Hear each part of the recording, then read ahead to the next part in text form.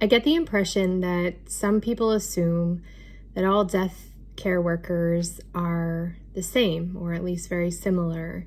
They make assumptions about death doulas that we are sort of dark or hyperfixated on the end of life, that we have skeletons throughout our homes for decor and maybe tattoos on our bodies.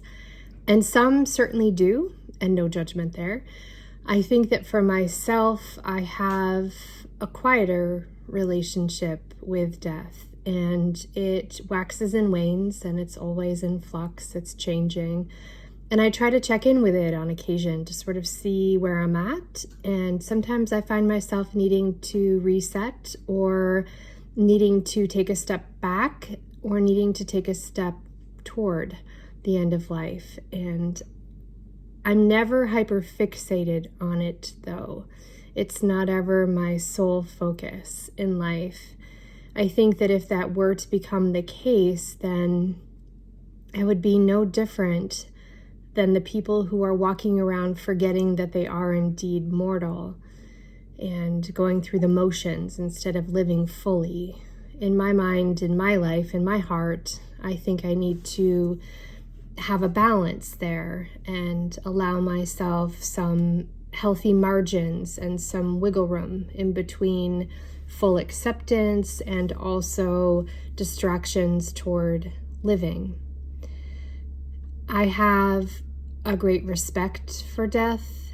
I have reverence for the realm, and I definitely have a curiosity about it. And when I sit close to it, I find myself often feeling a sense of awe, as I do tend to experience and witness beauty within the process of dying.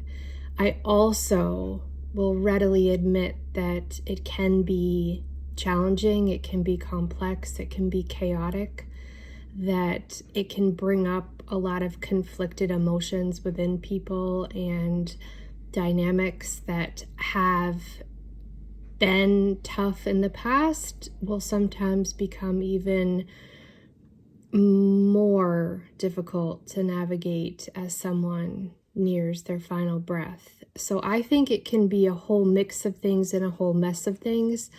And as a doula and as just a mortal myself in my personal life, I try to give myself the opportunity to allow whatever needs to come to the surface to arise.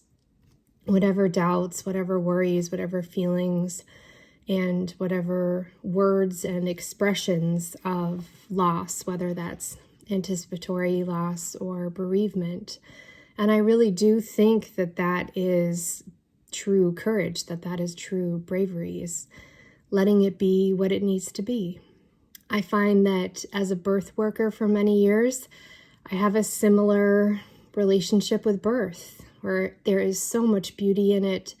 There's so much potential for finding your own strength, for connection.